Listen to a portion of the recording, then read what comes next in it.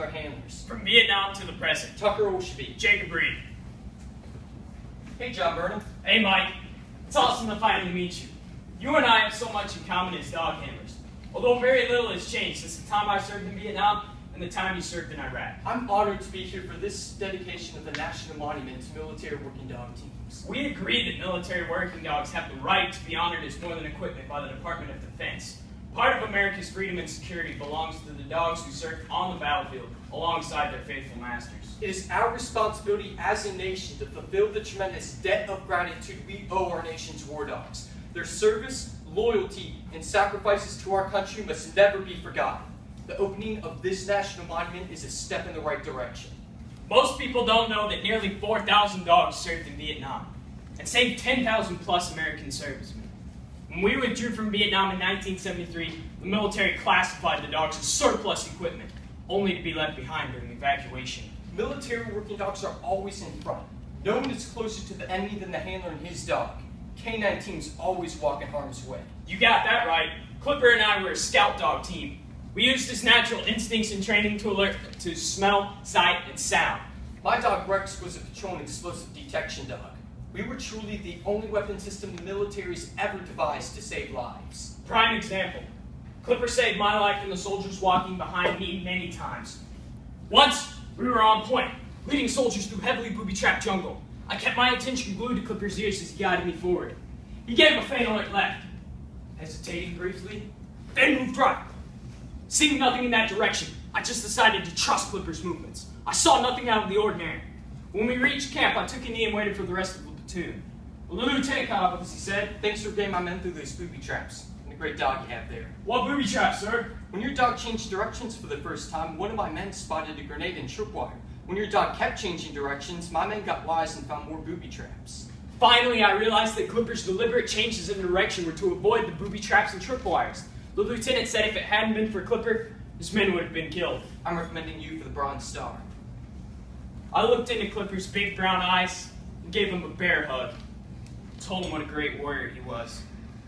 I felt honored, but I knew the credit really belonged to Clipper. He was the hero. I was just lucky to have behind the leash. Your story reminds me of a time when Rex and I were sent on a mission to track down explosives on the outskirts of Fallujah. I showed Rex the comm, and I gave him the seat command. Rex lowered his head and started to breathe in the sense all around us. Then, he showed a big change in behavior, and we dig beneath where he sat his butt, and presto, the Marines pull out a sack stuffed full of RPGs. Nice one, Rex. It's a real haul. Rex sat on my left side, his eyes glued to the warhead. It's like he owns them. By midday, we discovered a ton of IED-making materials. Thanks to Rex, countless soldiers and civilians were saved. Military working dogs are teamed up with American soldiers who trust their life and the lives of fellow servicemen to their dog's ability to detect the presence of the enemy. A dog's senses, sight, hearing, and smell are far greater than any human's. Estimates say using the dog's natural instincts at night is the same as 7 armed men. You know, the bond between handler and dog is so strong. We treated them like our human companion, sometimes better. One night, our K9 compound was attacked by the Viet Cong. Mortar rounds hit the roof of the kennel and exploded. They hit the kennel! They hit the kennel! We knew that one or more of our dogs had either been wounded or killed. When the shelling stopped, the only sounds we could hear were noises of dogs crying out in the kennels. We dug it from the bunkers. The closer we got to the kennels, the louder the dogs howled. My dogs hate get help! I stopped in my tracks, worried about what I might see. Several sobbed as they held their wounded and bleeding companions. Clipper was pawing at the door to get out. I opened the door, and he jumped all over me with his bloody paws. I examined every inch of his body. His paws were bloody from clawing at the door. Thankfully, he had no wounds at all. I just sat there, hugging him tightly, and cried like a baby. And I told him how sorry I was that I hadn't been able to protect him. Wow. I know you were so relieved that Clipper was okay. I remember one time Rex and I were sent on a mission to clear route into the heart of Fallujah and to secure Main Bridge. When we got introduced to the NCO, he said, "All right, boys, that's what I'm talking about. We got the dogs of war with us today." We loaded up into the Humvees, and we reached the bridge without a sniff of resistance. But as Rex and I dismounted, I felt the air crackling with danger. I tried to concentrate totally on my dog, but I've never felt so horribly exposed. A mortar round hit the roof below us, throwing up a massive geyser. Then a rocket slammed into metal superstructure of the bridge over our heads. I put Rex's flak jacket on him, and we sprint to the nearest Humvee and jump into the back of it. I felt the rounds tearing into the far side of the vehicle, and the noise is incredibly loud. It must be unbearable for Rex. I placed my body between him and the bullets, and I covered his ears. Rex stared at me with wide eyes. Good boy, Rex, good boy. Rex is terrified. I kept thinking I can't do this anymore. But here's the thing. Having Rex beside me gave me the strength to face it all. If I asked him to, Rex would clear Cape full of suicide bombers without hesitation. I knew I had to step up to my dog and be the warrior he needed me to be. This is why I have dedicated my life to honoring military working dogs. We owe them the right to be considered as something more than equipment. Clipper was a soldier.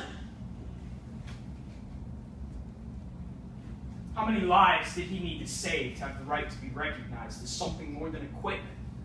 The dogs are not pets, and the handlers are not Boy Scouts, but they are a team trained for war. The bond between handler and dog surpasses that of a friend or partner. I remember walking to the rubber trees to find Clipper. He licked all over my face, and in his excitement, he piddled on my boots. That dog was my best friend, and I knew this was the last time we'd be together. I just sat with him, stroking his head, recalling all the combat missions we had teamed up on. He was a real American hero, but he'd never get to go home. I tried to hold back the tears. I didn't know how to say goodbye to my best friend. So I looked into his big brown eyes and gave him one last loving bear hug. And then I just walked away, knowing that Vietnam would be my dog's final resting place. Clipper stood erect, ears pointed high like the champion he was. I felt him watching me until, never looking back, I vanished down a dirt road, leading away from the 44th Scout Dog Platoon. I knew then that I truly had no more reason left to stay in Vietnam, but every reason in the world to keep Clipper alive in my heart for the rest of my life. Thankfully, even though dogs are still considered equipment, at least mine had the right to come home. Together we slain our demons and survived. Our bond is unbreakable because we trust each other with our lives. Our time together has taught me a different warrior creed. It's to walk into the fire day after day, knowing the enemy's hell-bent on killing us, but never feeling alone. I had my dog at my side, and I knew Rex would be there for me whatever I asked of him. Always. Mike, we've come a long way in our responsibilities to military working dogs. Thankfully, they are no longer left behind. However, we still have work to do in securing the rights of military working dogs as canine members of the armed forces. Yes, finally someone is stepping up to do the right thing. Representative Jones and Senator Blumenthal are trying to pass laws which will make military working dogs canine members of the armed forces instead of equipment. Over 30,000 dogs have served in the U.S. military, thrust into harm's way, and are responsible for saving countless American lives. It's very ironic, but canine teams met and defeated every obstacle it ever faced, except the one we never expected, our own country. Because of the dog's love and devotion, they willingly follow men into battle. These dogs not only are best friends, they embody what's best about us: the courage, loyalty, and heart of true warriors. Look, Mike, the crowd is starting to gather for the unveiling of the National Monument. There's no doubt that we have a responsibility to protect the rights of our military working dogs. Ladies and gentlemen, it's been said that the greatness of a nation can be judged by the way in which its animals are treated. We must never forget our canine soldiers' sacrifice and loyalty to our country.